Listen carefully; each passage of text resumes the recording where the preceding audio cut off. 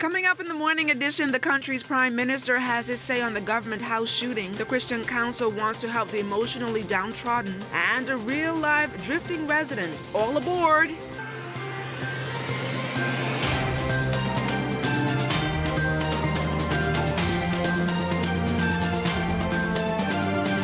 It is officially the second day of the week. Happy Tuesday. Good morning, everyone. I'm LaDawn Davis, and this is the Morning Edition. Thank you so much for waking up with us.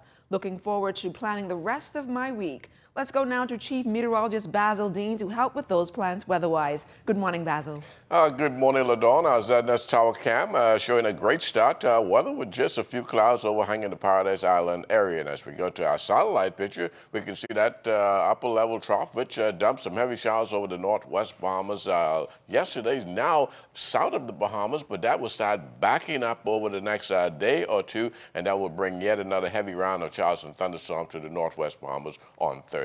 But outside of our studios, we have partly cloudy skies, temperature 75 degrees, relative humidity 73%, east winds at 9 miles per hour, the barometric pressure 1,019.7 millibars, that's 30.11 inches, and it is rising. Temperatures around the islands this morning, 75 showing up in Marsh Harbor, Greentole Key in Abaco, Freeport at 75 as well. As we take you into the Berry Islands, 77, 78 in Allenstown, Bimini, 76 in Harper Island, Rock Sound, Eleuthera, Otterstown, Kid Island, 77 and 76 respectively, 76 in Staniel Key, Kemp Space on Andros, and Fresh Creek in Central Andros. More 76 in San Salvador and Rum Key, Betsy Bay, Maguana, Acklands, Ragged Island, Matthewtown, and Agua, all at 76. The Turks and Caicos Islands at 78 degrees.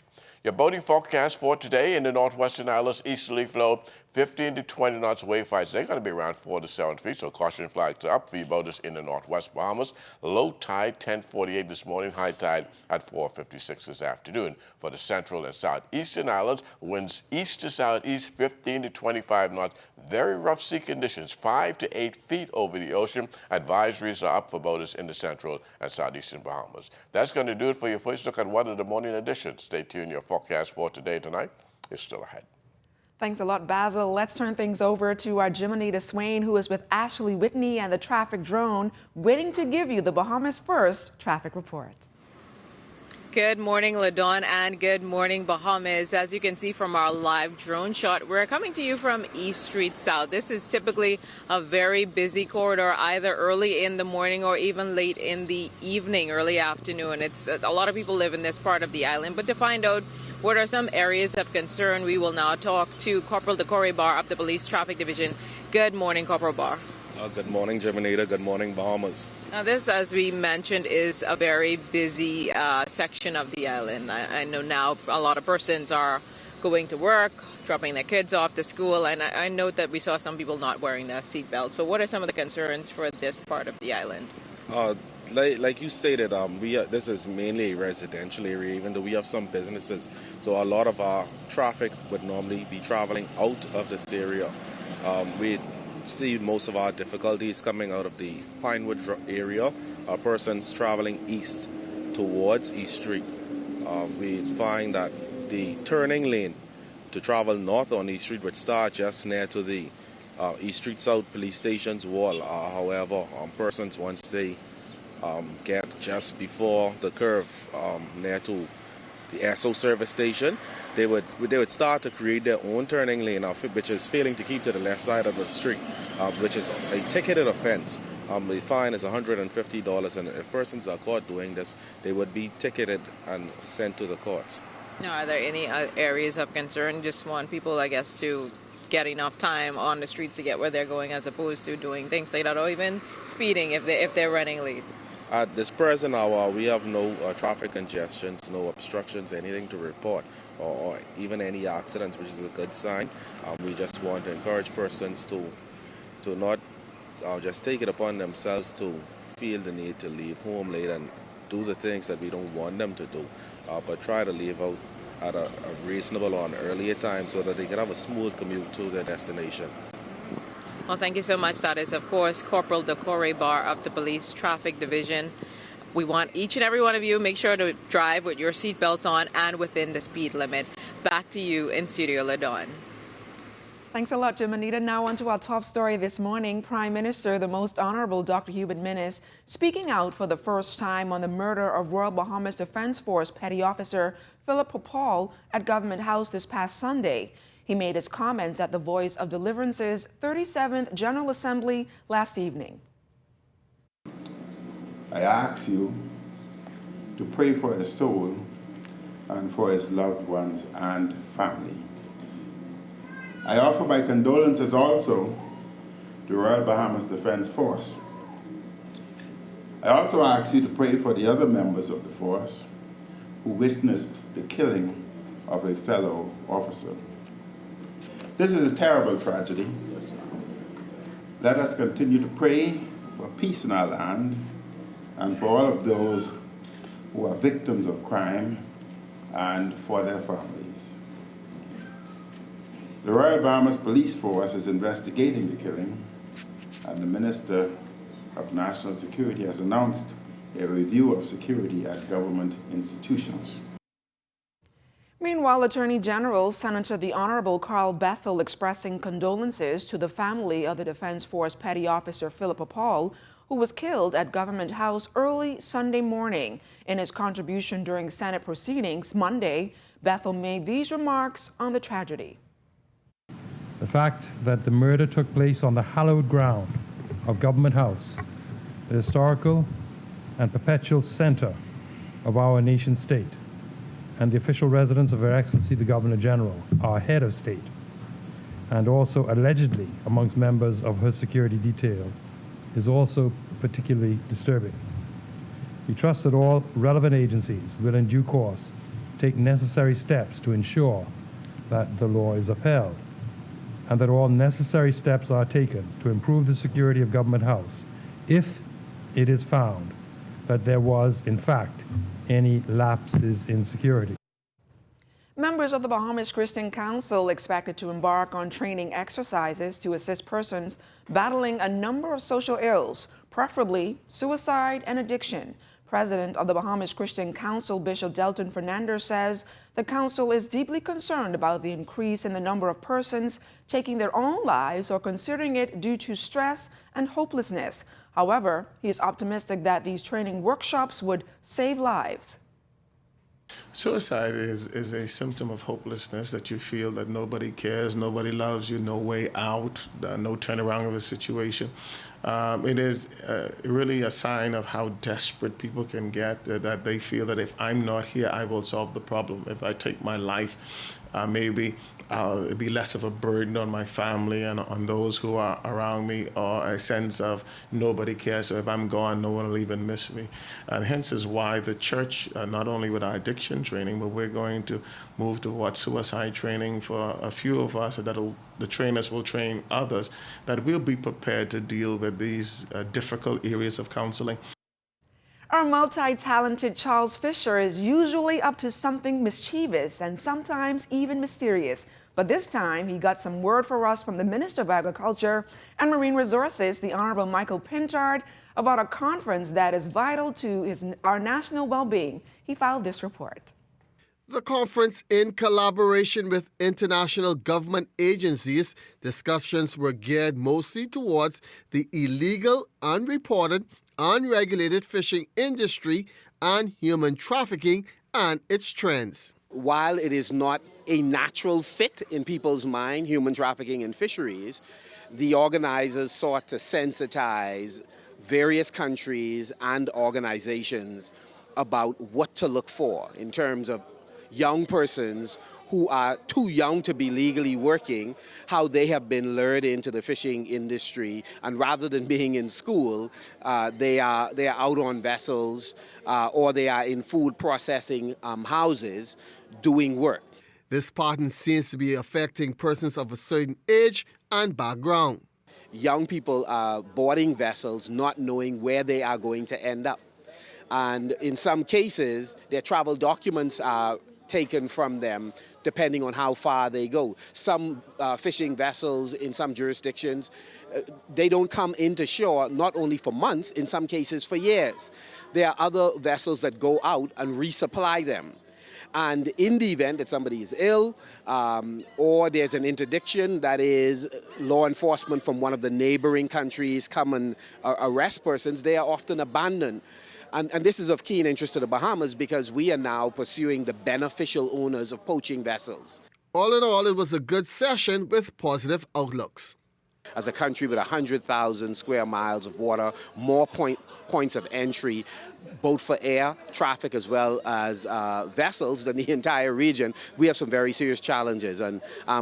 But again, the government has been doing some concrete things to mitigate against what we are facing by approving drone technology and spending a substantial amount of money to secure it, by investing in additional vessels, by strengthening the patrols, by decentralizing so that deployment can be done in Inagua and moving towards strengthening what is already in existence in Ragged Island. For the ZNS News Network, I'm Charles Fisher.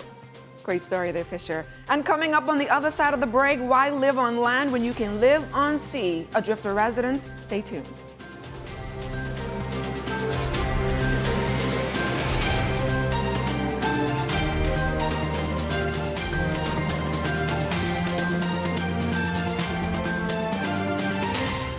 Give you a lot of update of what's going on in your Bahama land. It is very nice. I do enjoy it every morning. Welcome back to the Morning Edition. Drifter in Residence is a project started 2 years ago by artist Kishan Monroe. As African people navigating their way through the Atlantic, Monroe takes an introspective look at the journey and what it all means, which meant constructing a raft that he plans to take to the high seas. Jiminy DeSwain attended the recent launch and tells us more. Artist Kishan Monroe is always looking for projects that push the envelope. His latest one has been 2 years in the making, and it's all a part of a 10-year journey that's been introspective and retrospective. Not only did the artist have a hand in creating this work, he plans to take it to the high seas. He debuted the 20-foot raft, the motor vessel Diaspora, to a diverse crowd at the launch. Well, I consider this an artist residency. Basically, a residency is when an artist travels to different places and lives in a space and produces work or thinks. And so this vessel is basically my idea, and people often ask you, does your idea float? So literally, this is my idea floating. It's been in the water for several months, so the integrity is structurally sound, and so I have confidence that it is floating properly. For Monroe, the raft is a metaphor that speaks to the people of the African diaspora in the New World, their sense of being adrift in the Atlantic Ocean for centuries. The project, he explains, is a continuation of his flagship project, the Universal Human Experience, a global expedition seeking to identify the common threads shared by humanity.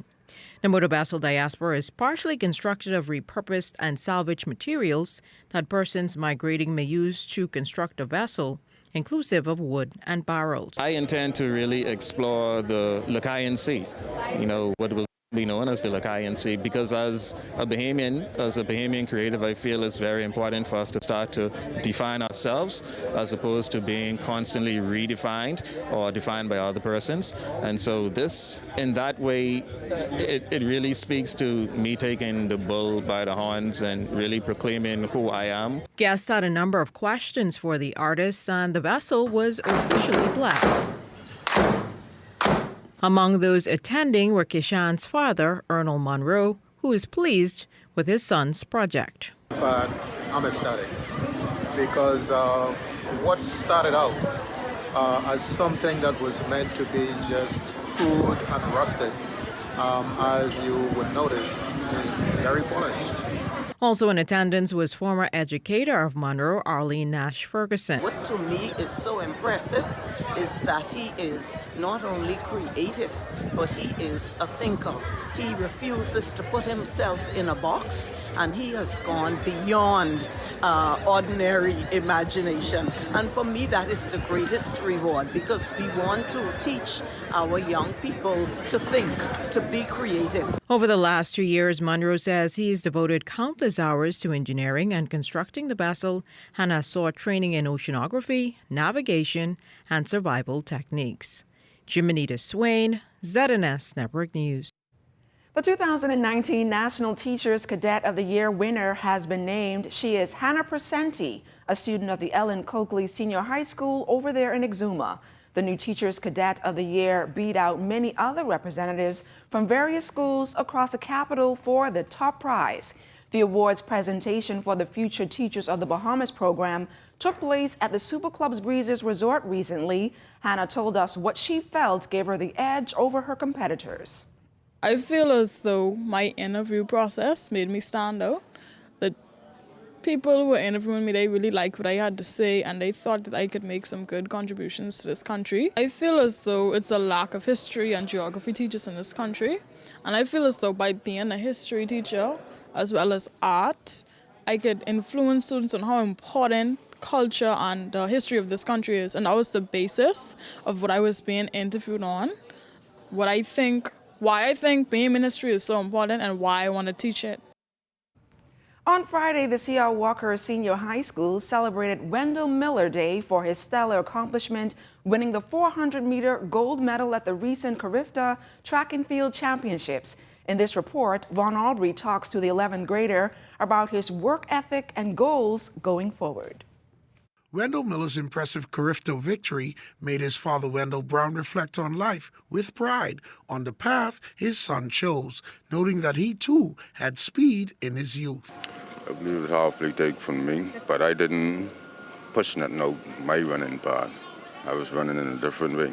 The 11th grader became a sprint sensation this year, winning the high school and the Carifta titles. His mother, Barbara Miller, says he put in the training. 6 to 5:30 in the morning, Coach would pick him up, and I say, Lord, I hope that this achievement do something. He out his bed 6 o'clock in the morning. When I saw him in the goal, I was celebrating like for 2 days. So I know he had it in him, and I wasn't there to go, but every day I text, every day I call, every day I said, see how he's doing. But he made me proud, mother. Wendell was asked what was his goal for Carifta and what's next. My time goal was 47, but I didn't make it, but I still PB. I made 48.45, and I used to run 49.72. So you improved? Yes, sir. Here is his plan to get there. Olympic gold medal in the 400 meters. I come to dominate Jamaicans. Man, that's really good. The C.R. Walker student has big shoes to fill in his Olympic dream. If successful, he would join fellow knights Savathita Fines and Ramon Miller, who both won Olympic gold medals. I'm Vaughn Aubrey, ZNS Network News. Fisher, good day in sports there. Wendell Miller. Wendell Miller, he's going to follow, like Vaughn said, in the footsteps of Ramon Miller, who also went to C.R. Walker. But coming up in sports today, C.R. Walker has a chance to win the National High School Soccer Championships. We're going to reveal those teams that made the cut. That and more ahead in sports.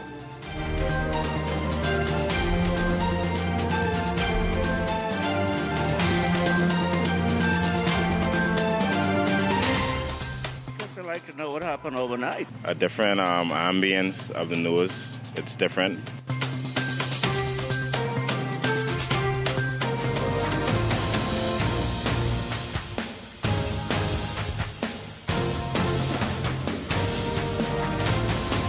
Good morning once again and welcome to your Tuesday morning sports check. The National High School Soccer Championships are all set May 6th through 11th at the Roscoe Davies playing field. These are the teams that made the cut. From Grand Bahama for the girls, Sunland Baptist, Tabernacle, and for the boys, Lucana International and Tabernacle. From the BAIS here in New Providence, Lyford Key and St. Andrews for the boys, Lyford Key and Aquinas. And from the government schools here in New Providence, Government High and C.R. Walker for the boys, girls, Anatole Rogers and C.R. Walker. And joining us on the morning edition is the sports officer in the Ministry of Education, Evan Wisdom. Evan, we did it with the boys and girls in basketball. Now we're doing it with soccer. This is a big moment. Yeah, it's a very big moment because what we have is we have three schools. We have C.R. Walker that has put two teams, boys and girls, in the final. We have Lyford Key that has put two teams, boys and girls, in the final. And we also have yesterday Tabernacle out of Grand Bahama putting two teams, boys and girls, in the finals. And so, Charles, we don't know what's going to happen. I believe the most exciting division is going to be the girls. I think that is going to be a fight right down to the end.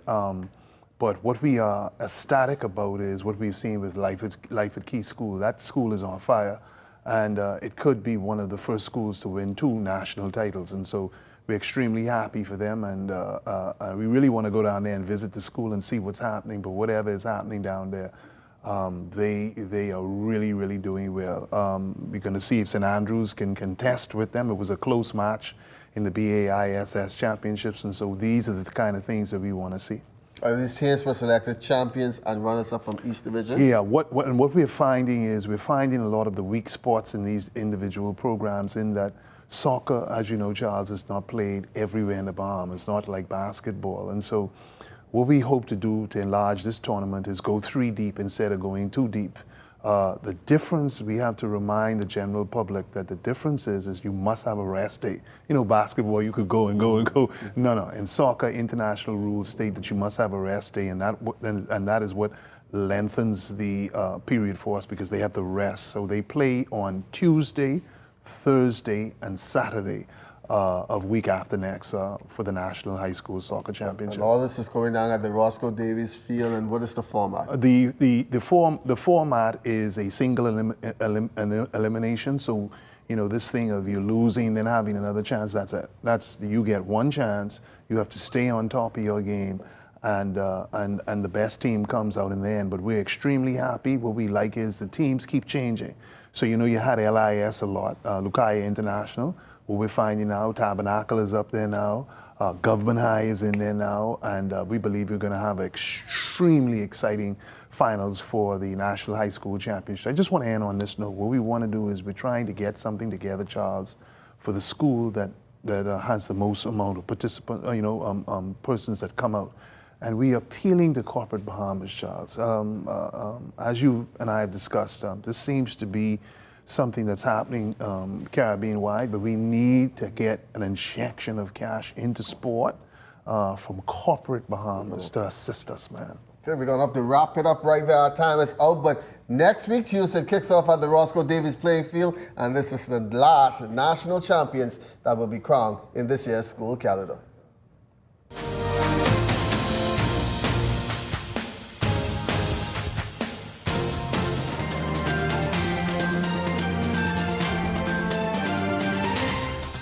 ZNS is very informative to me. It keeps you up to date on what's going on in the Bahamas, and you get to hear it firsthand early in the morning.